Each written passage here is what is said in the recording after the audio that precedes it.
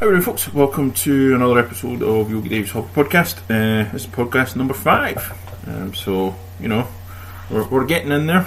If you don't know already, if you haven't been listening before, this podcast is about gaming. So be it board gaming, war gaming, skirmish gaming, RPGs, a lot of the tabletop gambit of gaming. At points we maybe talk about computer gaming and collectible card gaming, but as I don't do very much of either at this moment in time, or ever have at all, don't add code at the moment. So today, I've actually got a little bit of a topic for discussion, which is my Napoleonic army.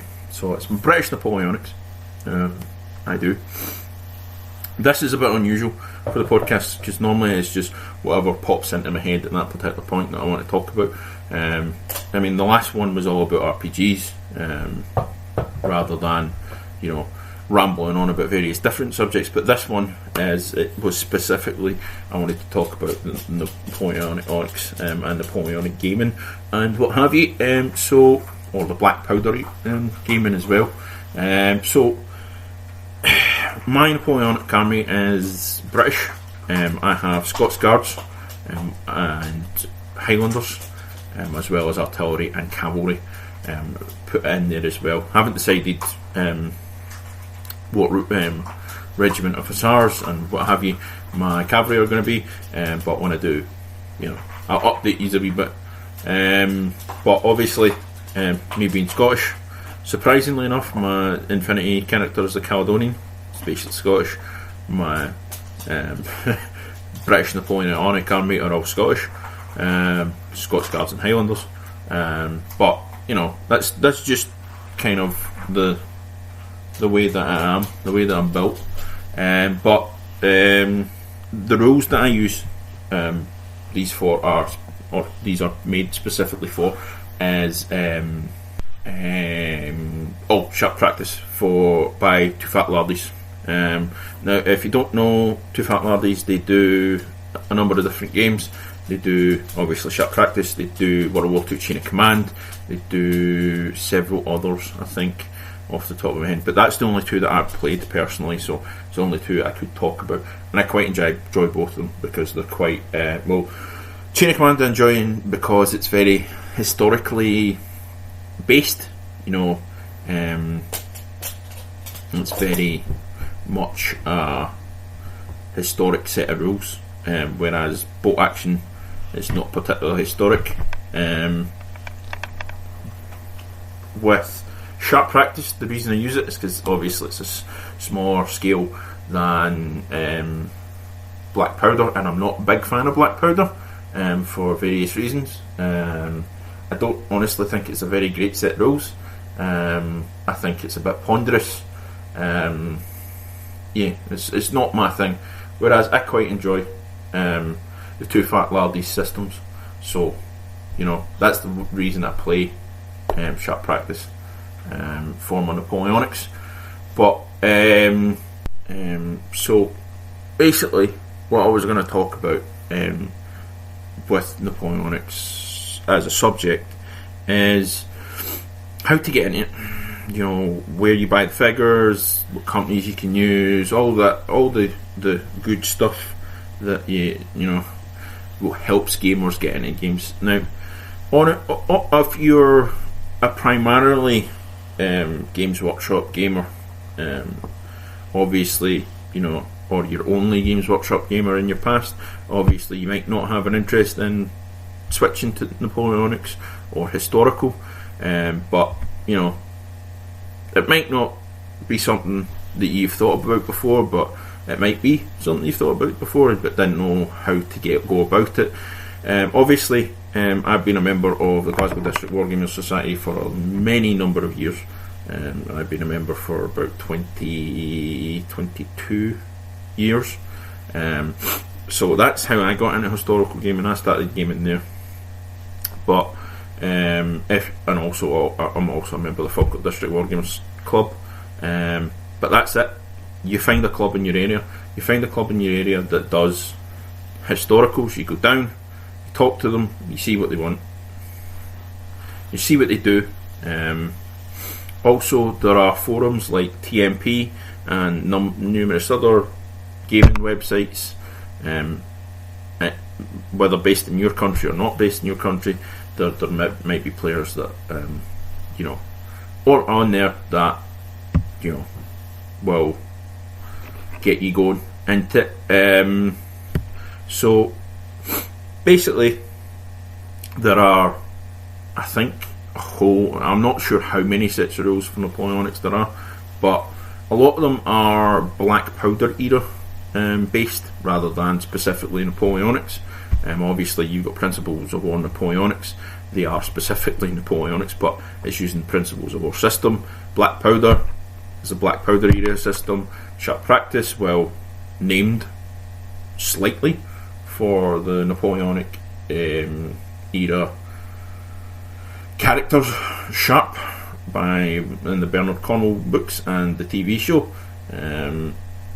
It is Black Powder era. It's not just Napoleonics, and that goes from, I can't remember when it goes from, but it basically encompasses the whole Black Powder era of guns. And so it's got American Civil War, it's got American Civil War, but it's got War of Independence, the Indian Mutiny, all that kind of stuff in it. I don't have the actual rulebook to hand, but Black Powder, the set by Warlord, is very much the same. It is a Black Powder era rather than specifically for Napoleonics. There's General de Brigade, which I believe is Napoleonic specific, but there is a whole lot of various different Black Powder games that you can use for doing Napoleonics.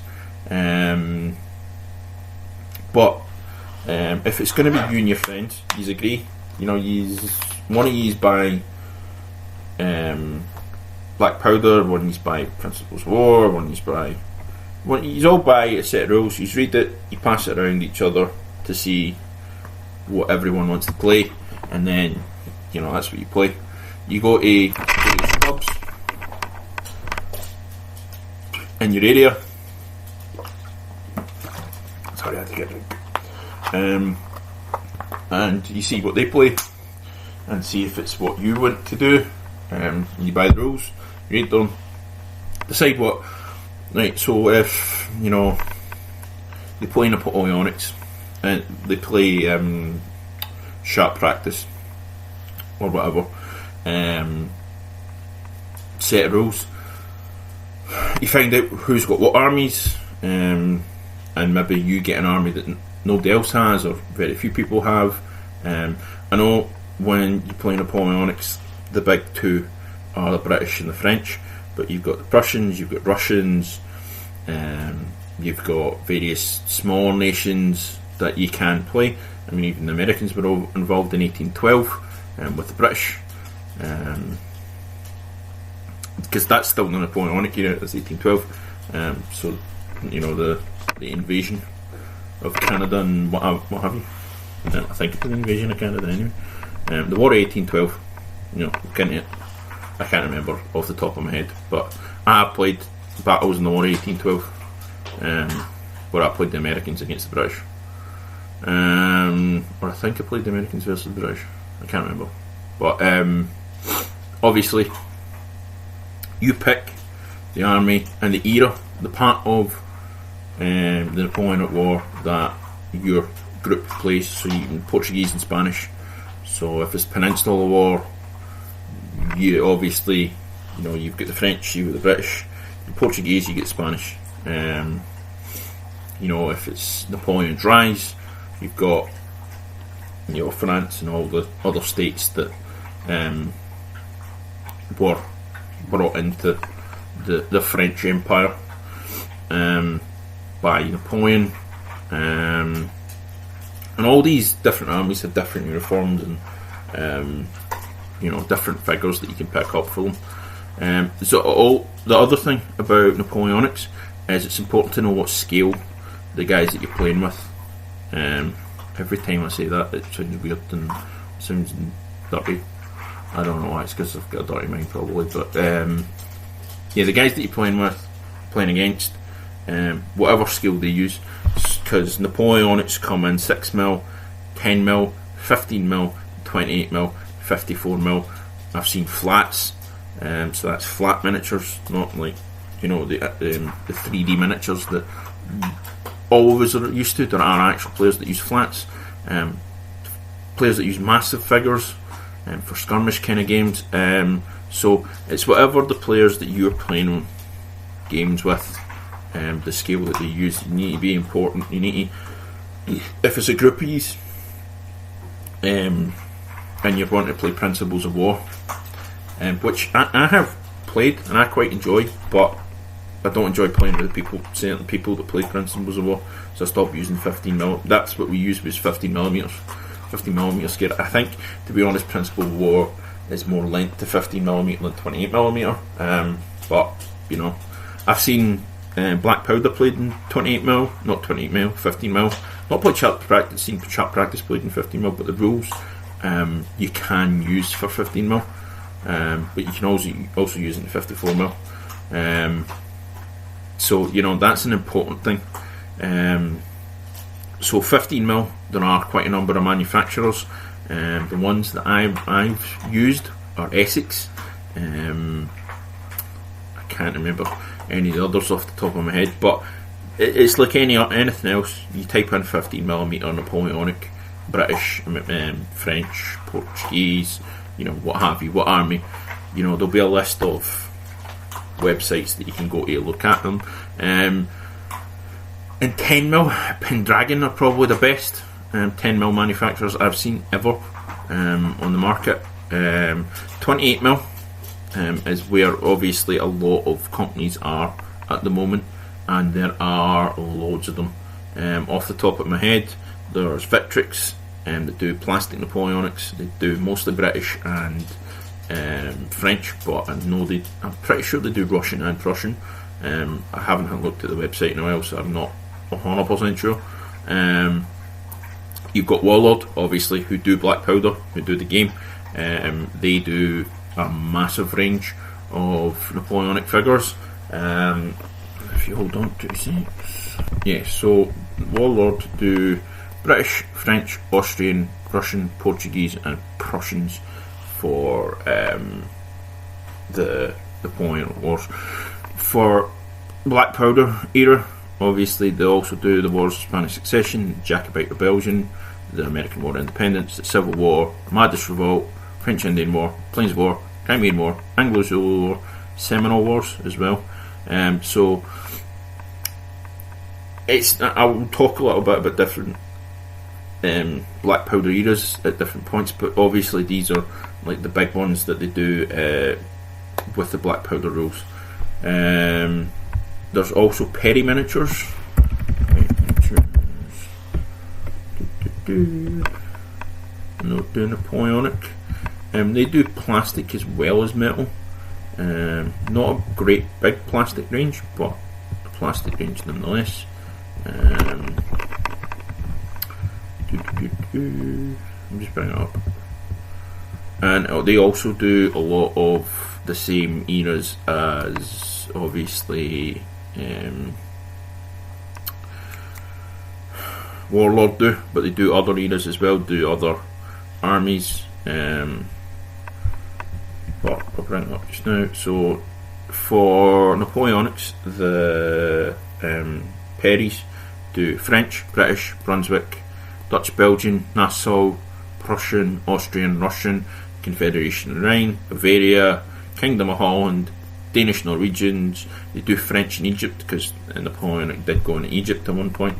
They've got Spanish, they've got Swedish and Portuguese. So these are, you've just not got the big nations. You've got all the little, like the Confederation of the Rhine, all the German states, the Kingdom of Holland, Dutch Belgians.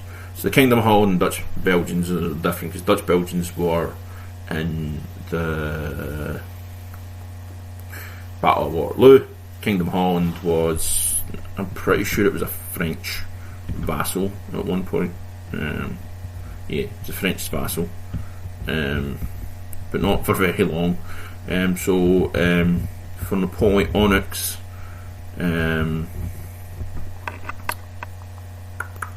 they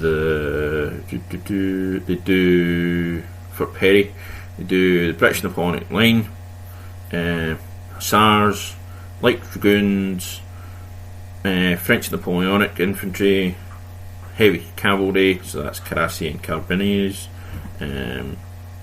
dragoons, so that's line dragoons, hussars, chasseurs. So that's, they do only really, or they do Prussians as well.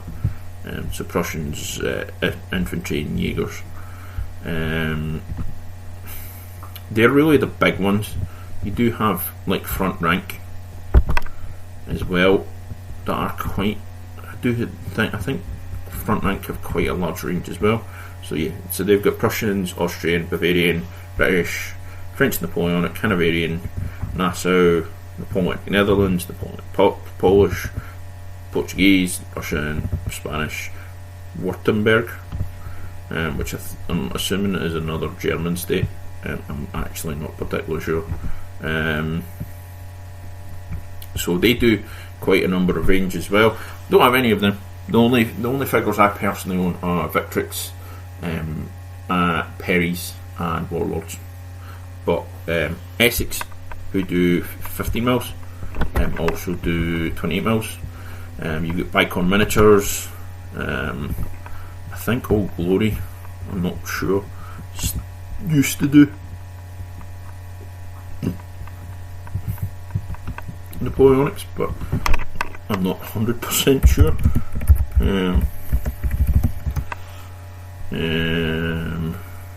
They do 15 mils.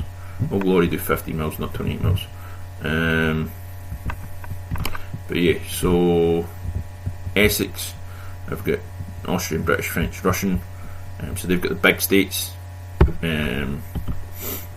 Apart from the Prussians, Bicorn,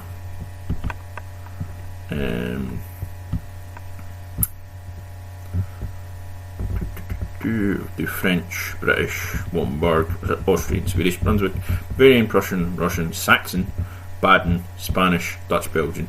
So Saxon and there's companies that will do like the little states that you might want to play.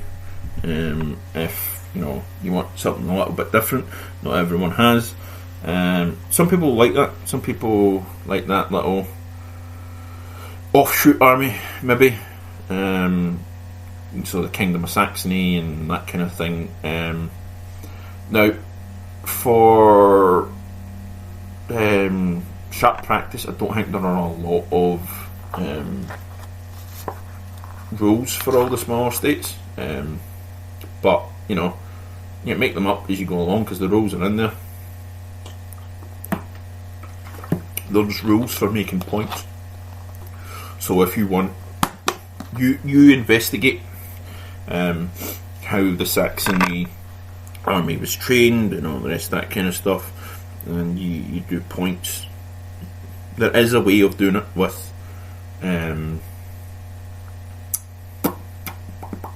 sharp practice. I'm sure there's a way of doing it with black powder. I haven't seen the new rules, so I don't know. But and 15 mils and 10 mils and 6 mil and 28 mil. There's lots of manufacturers of different figures. So investigate that. Once you've decided what scale you're using, investigate the figures. Investigate what's going to cost what.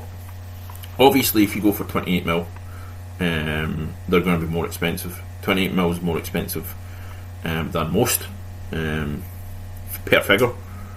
Obviously, excluding 54 mil and bigger, and a lot of stuff that is like flats and stuff, that'll be more expensive because it's kind of a niche market. That tends to happen in gaming. If it's quite a niche, it'll be more expensive. Games Workshop, on the other hand, are kind of the exception to that rule, where they're not really a niche. you go to pretty much every club in the entire of the UK, probably America, and Europe and everywhere you've got wargaming. There's going to be people that play Games Workshop games. They might not play them at the club, but they'll play them or have played them. Games Workshop's not a niche. Games Workshop uses that excuse a lot, and I'm not going to get into the bashing of Games Workshop, because I play Games Workshop games, and if I bash them I'll be a hypocrite. I spend money. Well, I don't actually spend money directly to Games Workshop, but I pay other people. But that's a whole story that's already been told. But yeah, I mean, the more niche market it is, the more expensive the figures tend to be. There's a lot of bespoke miniature manufacturers. Well, I call it bespoke, but it's not really bespoke because it's not one of a kind. Cottage industry miniatures, I suppose, that cater to a specific, obscure war or obscure set of figures, or that kind of thing. But all the major companies in historical wargaming probably do a Napoleonic line, whether it's 6mm, 10mm, 15mm, 28mm. You'll find Napoleonic figures for whatever scale you're looking for quite easily. Obviously, 15mm, 100, 200 quid will get you a pretty big army, whereas 100, 200 quid and 28 Napoleonics probably won't get you even remotely the amount. So you've got to look at what scale you're playing at, look at how many figures you're going to need. So games like Sharp Practice are good for 28mm because you don't need a massive amount of figures to play Sharp Practice. You don't need, big regiments of figures. Though I have 200 odd figures that I'm painting for it. I don't need that many. I don't even need remotely that many. I have enough figures to play two sides of the British, using my British. More than enough to play two sides in a game of Sharp Practice, because I've used the figures to play two sides. So it's not, like I need all 200 figures, which, some of them are actually going off in a raffle. I'm going to do a kind of diorama base, but they're going to be playable. You're going to be able to take them off the diorama and be able to use them. But what was it? I had kind of a plan for what I was talking about, but I keep on going off in tangents and stuff, which you'll find a lot with what I do, the way I think, and the way I talk. Sometimes I go off in tangents and lose my plot. I get that from my mum. My mum does that all the time, and it annoys the crap out of me. I'm sure it annoys the crap out of other people when I do it. But so once you've decided what army that you're going to use, there are quite a lot of resources to find out,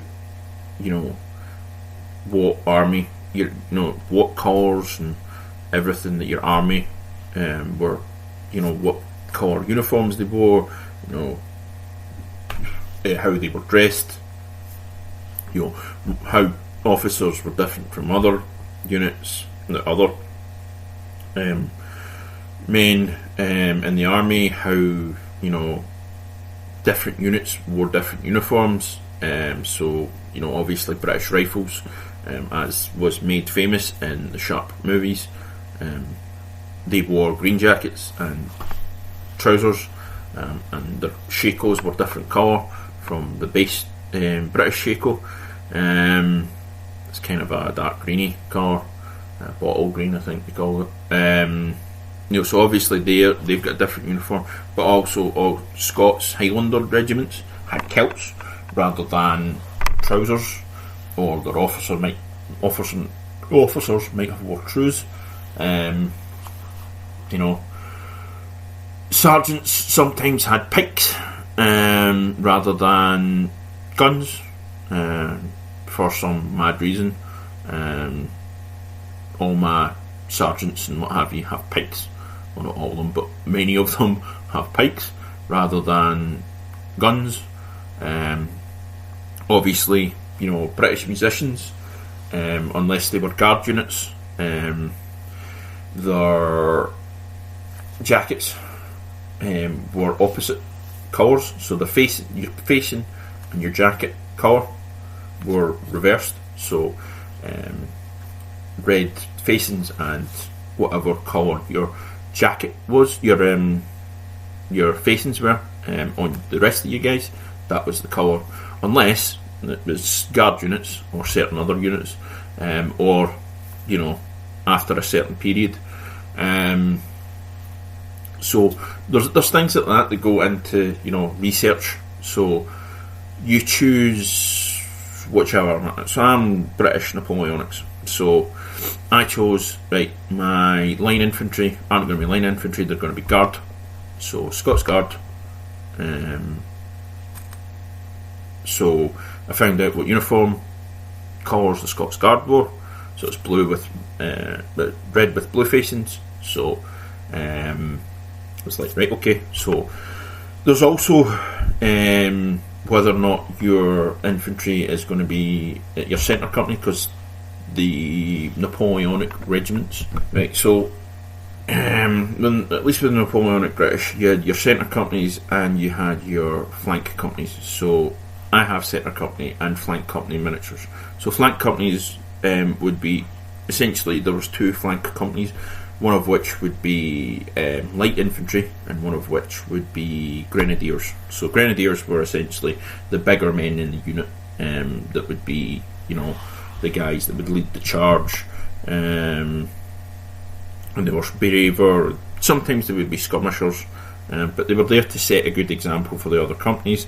And light company, but they're usually the guys that form the skirmish lines, fight most of formations, and they were normally the smaller, smarter and more agile men. The main differences to distinguish them from the regular companies was both of these companies wore wings in the shoulders of their jackets. So flank company and miniatures have these on their jackets. Light company wore green pom-poms, so centre companies wore white over red, and green cords posted to the white, and they had different emblems on their shakos. Grenadier companies had all white pom-poms, but their shakos were the same as centre companies otherwise. Light infantry or light company officers carried the sabre, so like the cavalry sabre, and light infantry companies would use buglers and trumpeters and hornists rather than drummers. Otherwise, the companies had the same uniform basically. I think at some point the grenadiers actually had grenades, like the grenade emblem on their helmet, but I'm not. I keep on reading it and then forgetting it and then going back to it, but obviously you investigate the uniforms. I haven't investigated the uniforms of my cavalry yet, apart from some of them. I've got Arneen to be converted from light cavalry to heavy cavalry, so instead of having curved blades or sabres, they need straight blades, and crass, so metal breastplates.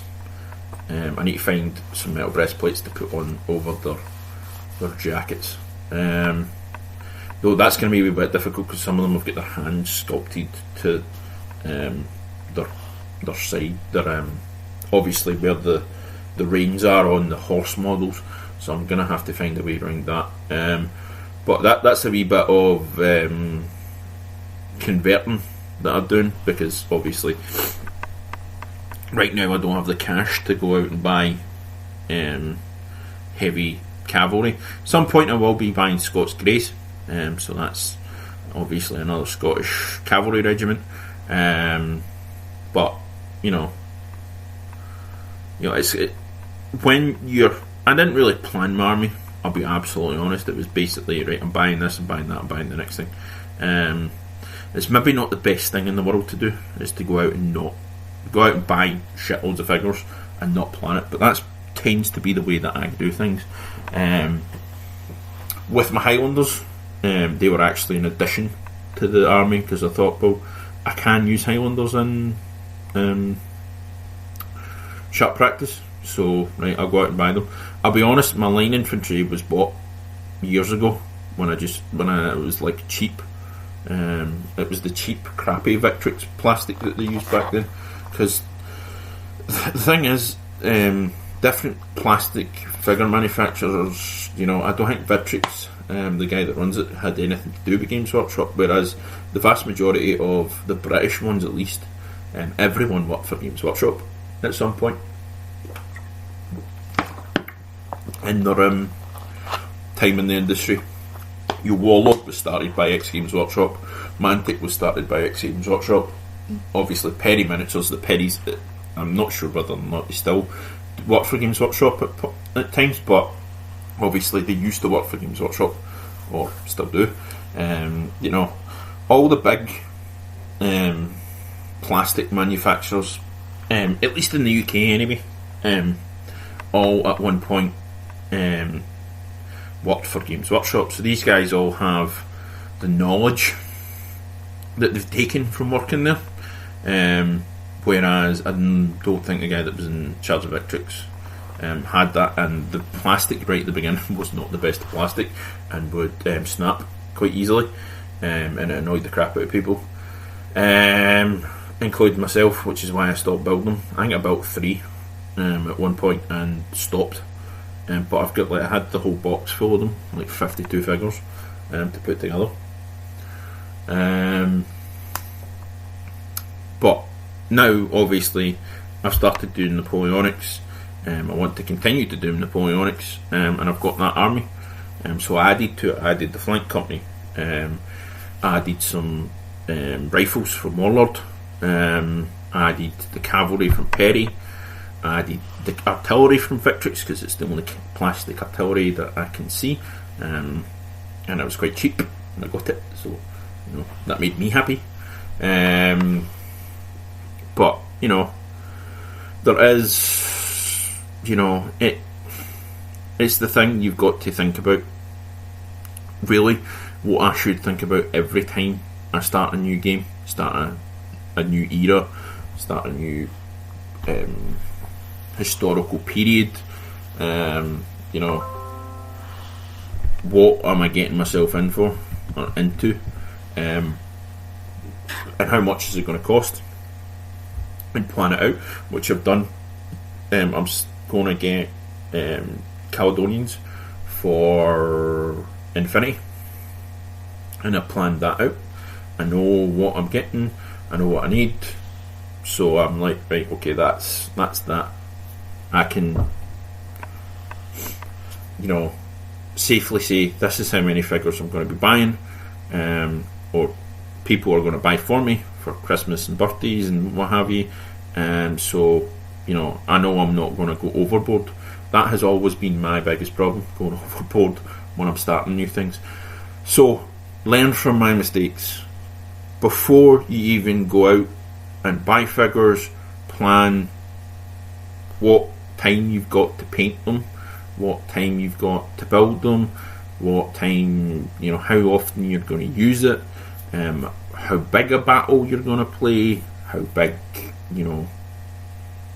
how much space you're going to need for storage, how much storage containers you're going to need, all that kind of stuff before you even go out and buy the figures. That's just my advice from 25 years of buying my own figures. with birthday money and what have you. Is it 25? It's about 25 years of going out and buying stuff and everything. Not planning is not the best idea. Just going out and blitzing for games that you might not play that often. It's a smart thing to do, not doing that. What was it? My next. Yeah, so you've got that planned, and everything. You know where you're buying them from. You know what the uniform looks like. Painting guides. Now there is quite a number of good painting guides for Napoleonics out there, depending on what obviously forces you're using. So there's a good one on the Paint All the Minis website for British line infantry, red jackets and all that kind of stuff. I don't use that, but I am using my own way of doing things because I like to do that. I like sometimes having kind of a basic guide, but honestly, before you go out and buy the paints, go out and investigate. Unless you know yourself, right, okay, that'll link to that and that, this base coat, this shade, this highlight, that highlight. Unless you can figure out yourself, if you've got an art degree or whatever, thoroughly investigate before you go out and buy paint. Unless you've got the paint already, you don't need to go out and buy that paint. But if you are going to need to go out because maybe your paint range is more to the fantastic side than the earthy side, like Vallejo paints, there's a reason there's several different lines of Vallejo paints. You've got the model colour, you've got the Panzer series, you've got the game colour series, you've got all these different series because obviously the Panzer series is more, I think it's more geared towards models, that as in model tanks and that kind of thing, whereas obviously model colour is more geared towards paint miniatures, but like historical miniatures rather than fantasy miniatures. The game colour one's more geared towards game colour to fantasy miniatures. So if you need to go out and buy a different palette of paint because yours, the one that you've already got, because Games Workshop paints are fantastic, so they're a lot brighter than most other ones. It's a lot more brighter, but also a lot darker a palette. So it's not got a mid-range palette, which most historical stuff has. It's more of a far to the bright, far to the dark kind of palette. You need to think about that. Also, the basing is different for historical figures. A lot of historical figures don't actually come with bases. So, obviously if you play Games Workshop games, you'll be used to your figures coming with the slaughter bases, or actually not slaughter bases anymore, but it used to be slaughter bases, like flat surface bases for your miniatures, obviously because they've gone all plastic. You don't really have slaughter bases anymore, but back in the day, if you're like me, you remember the slaughter bases. So you're used to getting bases. I use war bases to get my bases.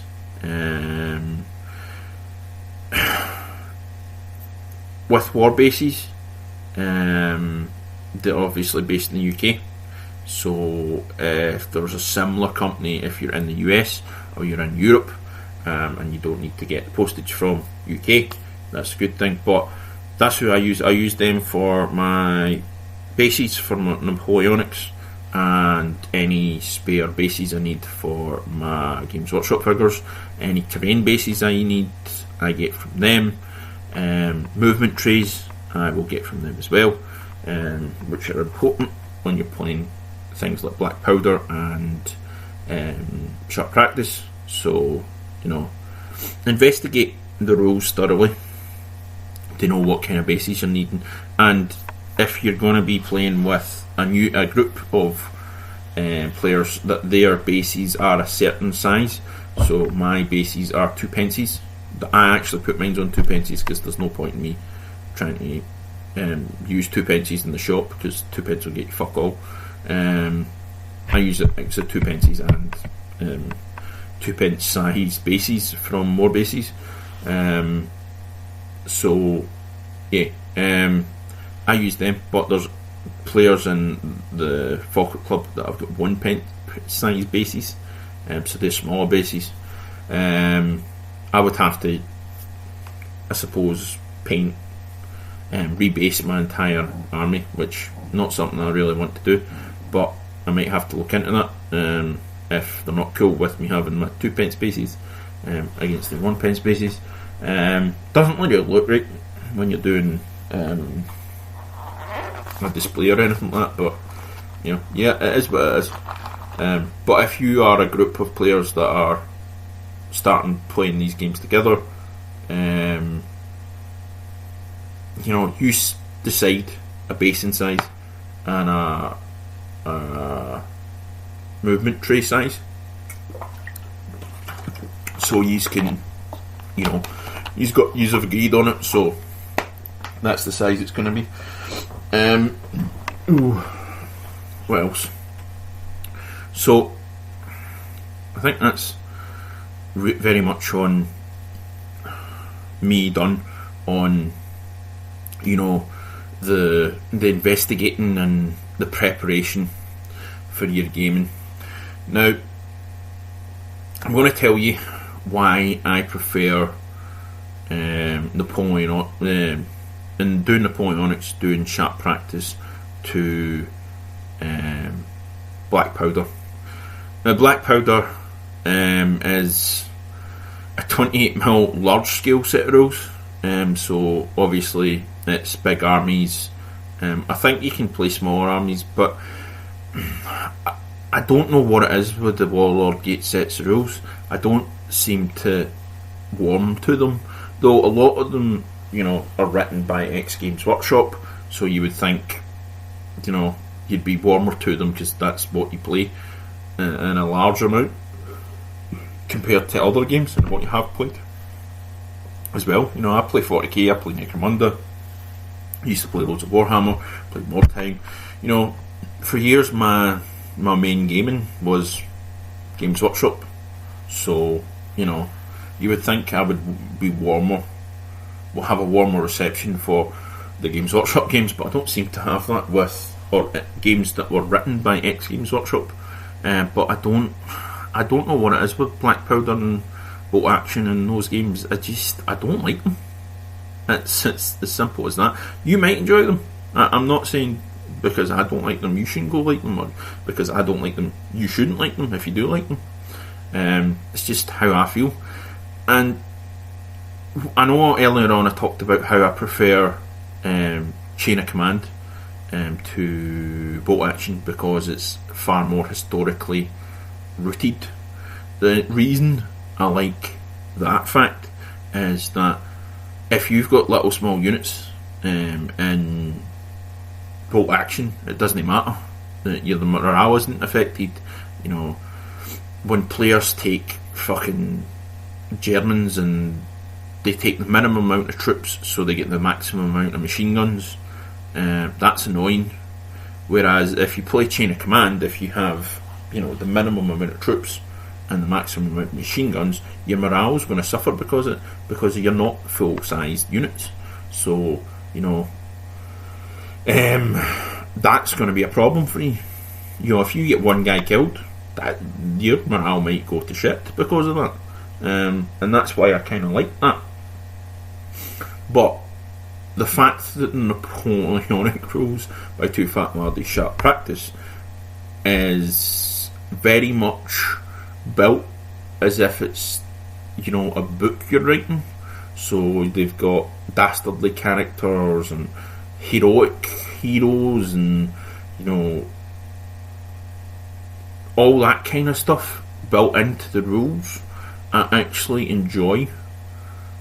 You would think, because like the historical and the accurate historical side of Chain of Command, I wouldn't enjoy the kind of fluffy side of Sharp Practice, but I do. I think it's great, and I also like the alternate movement.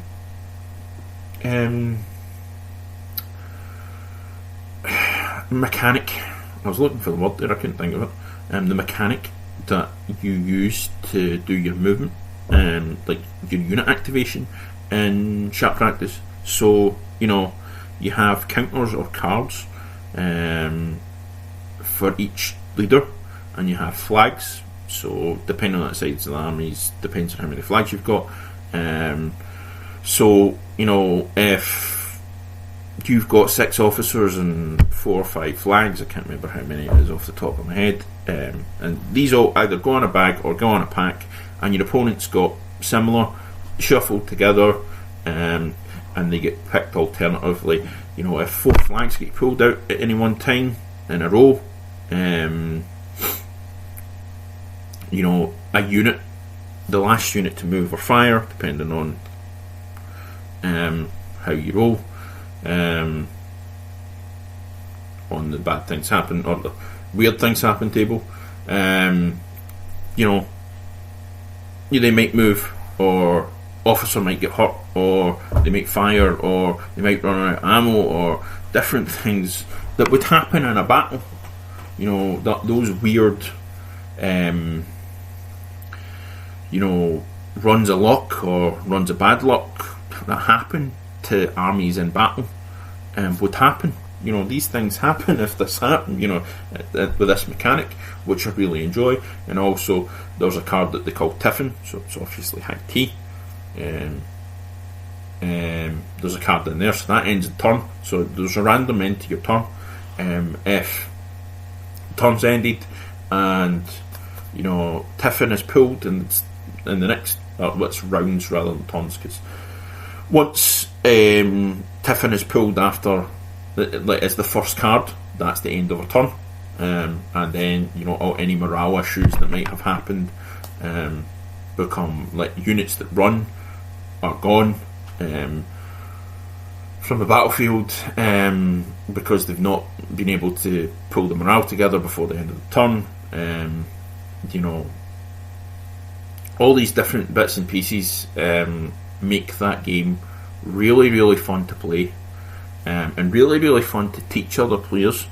I know I can't remember the rules off the top of my head, but generally what I'll do before I start a game, before I play a game, especially if I'm playing a game against a new player, is I will sit down and read the rules, and, you know, be able to say to them, right, this is that rule, this is that rule, you know, run through it with them, and have a good game. I did, the last time I did it, forget about it completely, and I kind of flubbed the rules up a wee bit, but, you know, the guy enjoyed himself. It was only his second game ever of Sharp Practice, so, you know, and the first game was years ago, or a year or two ago. Sharp Practice is currently on its 2nd edition. I believe Black Powder is on its 2nd edition as well. There's been a number of editions of Principles of War, so, you know, when you're buying a set of rules, remember that you all have to get the right set of rules, like the right edition of a set of rules. You might see an edition of Principles of War 1st edition or for Napoleonics on line on eBay. Don't buy that. Find out what the newest one is, and then anyone who buys it knows you can buy it for there. Buy that one.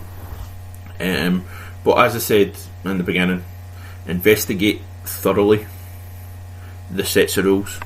So whether or not it's a group of you that are getting together and start a new period, groupies that are wanting to get into historical wargaming, we're mostly been doing Games Workshop or fantasy wargaming of any type, or science fiction wargaming, whatever it is. Maybe each of you buy a set of rules and you investigate it, you read it, and then you pass it on to the other guys. They pass it on, pass the rules round until you have all read all the different sets of rules, and you can agree or disagree on what set of rules you should use, and come to an agreement, and you all go out and buy that set of rules and that edition of the rules. You don't tend to get the same issues with historical gaming as you do with Games Workshop gaming. So, once the rules are out, you tend to have very stable set of rules for a number of years. With Warlord, that's a bit different, because they kind of go along with the same Games Workshop models. Models they do.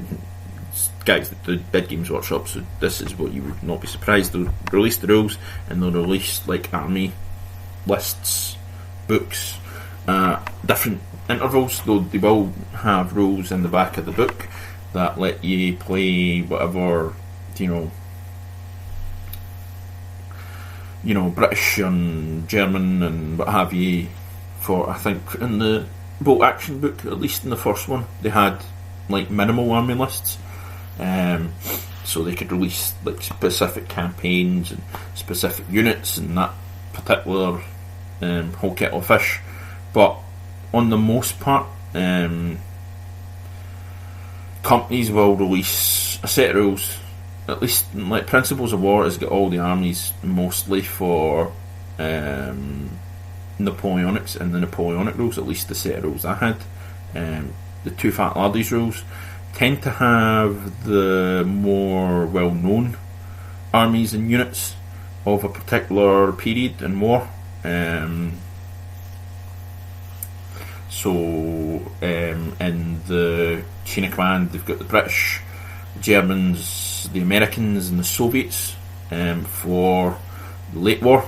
I'm pretty sure it's all late war, but on their website there's other army lists that they're releasing, but you've also got the rules to be able to put together an army using the characteristics of that army. So well trained, fire discipline, or grunty, shitty, green, untrained guys. The more to one side, the more elite they are, the more expensive they'll be. The more shit they are, the least expensive they'll be. But they'll be harder. Obviously the elites will last longer than the crap, but you might get more crap than you get of the elites. You will get more of the crap in the elites, but there is those systems in order to build whatever army you want for that particular period. As long as you and your opponents agree. This is the thing about the chain of command and sharp practice rules, is they're not really built for competition games. They're built more for campaigns and friendly games. Obviously the Warlord games are more geared towards competitions and what have you, because they have a specific point system for specific armies, for and specific lists that you've got to do this, do that the next time. It's very much the Games Workshop model. I know I keep on talking about it, but there is a model that is used by former Games Workshop employees for the most part. Mantic don't really. When they release rules, there's a competition kind of format to the armies, the game, and the lists. Though, to be fair, Kings of War probably is geared towards that. I've not played that much of the science fiction version, but you could say that the Kings of War and what have you is geared towards competition armies, but not as much as their competition games. Not as much as Warlord Art and obviously Games Workshop. A lot of the Games Workshop stuff, I know they have been working towards narrative and all the rest, that kind of stuff, but it's still kind of geared towards competition gamers, which is fine. I don't mind that, because it's a good set of rules. As long as it's a good set of rules, I'm fine with that. Yeah, I think this is actually going to be a short podcast today, because I think that's everything that I've got to say about it. As always, if you enjoy this podcast, I would encourage you to subscribe. I would also encourage you to share your like of the podcast. I would also encourage you to make a comment on anything. Even if you don't like it, comment, but don't be a dick. Tell me what you think. Honestly, I'll take constructive criticism every day of the week. I'll ignore, stuff like, oh, you suck, or this, that, or the next thing, and abuse. I will completely ignore. But if you've got something constructive to say about what I'm doing, by all means, shoot it over to me. I don't mind that. This is what, we're into February now, by the time that this is actually released. So hopefully by now I have the Captain Calcius figure painted and based and ready to be raffled. So if you like this podcast and you want it to continue, and you listen to, and you watch my YouTube channel as well, and you want maybe a figure that I painted and based, because it's a nice wee display base that I've put together for it, you can look on my YouTube channel or look on my Instagram or whatever. There is a link on the website, so that's yogidaveshobby.podium.co. That's a link to my coffee account. £3 buys your raffle ticket, buys me a coffee, helps me improve the podcast, helps me improve the YouTube channel, and keeps us running, keeps us going. So yeah, if you haven't already watched the YouTube channel has unboxings, it has a couple of battle reports, there's a couple of intros to different games that I play, it's me talking crap a lot about different subjects. Some of the videos are very long, some of the videos are very short, but have at it. So I'm trying my best to do good things for the hobby. I'm trying my best to get more people into the hobby, and I'm trying my best to just do good things, spread the love. I will, if you message me and say, oh, I've got this thing that I'd like you to talk about, if it's good, I'll spread it. If I enjoy it, I spread it. I talk about Lux APS, I talk about various other websites and YouTubes and other people that do good things as well, and I do it for nothing. If you want me to review something, sure as shit paying me, because it's me taking the time doing it, but I'll be honest with you, if I think it's shit, I'm going to tell people it's shit. So if it's shit, don't send me it. I know people never ever think their own stuff's shit, but if people aren't buying it, it might be lack of exposure. It also might be that it's shit. People are seeing it and they're like, nope, or people are buying it and spreading the truth, and that's what I will do. The reason that I talk about Lux APS, I talk about Geek Gaming, I talk about Paint All the Minis, I talk about all these other companies that I buy stuff from, the reason I talk them up is because I use them, I don't get anything from them, and much as lots of people advertise their own stuff or advertise people who are sponsoring them, I'm not sponsored. I have no sponsor. I'm doing this all on my own.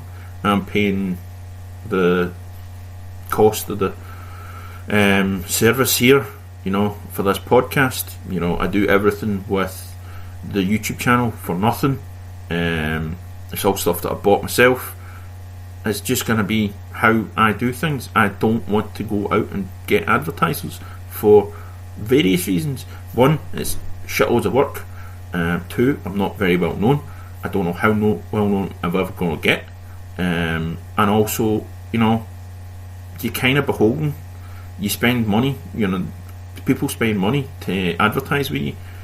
You've got to talk about them. You've got to talk about them a lot. I mean, my missus, she works for a car dealer. And they've been talking about getting sponsors, but and using podcasts. And the reason I wouldn't is because you look at the vast majority of the people that listen to my podcast are in America. 28 of 38, I think, are in America. That's massive. That's a massive American base of listeners. So I'm based in the UK. I'm based in Scotland. There's no point in me using them, or no point in them using me as a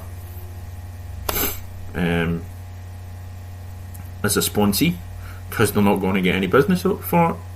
But I'm also not the kind of people that they're looking for.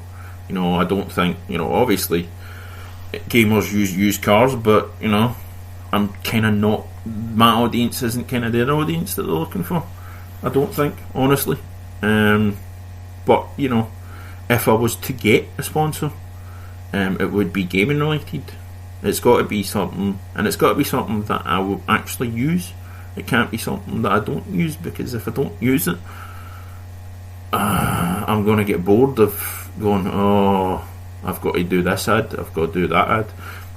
I mean, you look at the Joe Rogan ads, it's all ads for stuff that he uses. And obviously, his podcast has a lot more of a, I suppose, running budget. It's got to run in at profit. Can't just be a vanity project, because he might make a lot of money, but he's still got to make sure that everything he does doesn't lose money, because he's got people that he employs, and he's got a big building for that. But I run this out of my living room or my spare room, or I'll do it in a hall where I game. So obviously anything I do has got to be all above board, because if I start talking about something, this is great, that's great, the next thing, and people think, oh no, this is shit, I lose the viewership. I lose the people who are here to listen to my podcast. And I'm starting to go off on one again. I'm starting to rant. I think I'm getting control of the rants a little bit, but they're still happening. So that's a very Napoleonic heavy podcast. The last one was a very RPG heavy podcast. I'm gonna try and not overload with lots of different things, because I think that might be the issue. It might be an issue. As I said, I've got 38 downloads at the moment as a top, but that, I was 14 days in. I honestly thought 14 days in I was going to have maybe 14 downloads. I was going to be happy with one a day. But there's people from Madagascar. There's actually a download from Madagascar. I'm like, is that not an island off Africa? I'm like, alright, okay, that's not weird at all. There's one from Spain. But then, I suppose wargaming's a global, and RPGs and card games and all this, that is a global thing. It's not just one country, it's everywhere. So before I start waffling on and start ranting again, I am going to wrap this one up. Hope you guys have a good day, good night, good morning, whatever it is where you are, and happy hobby.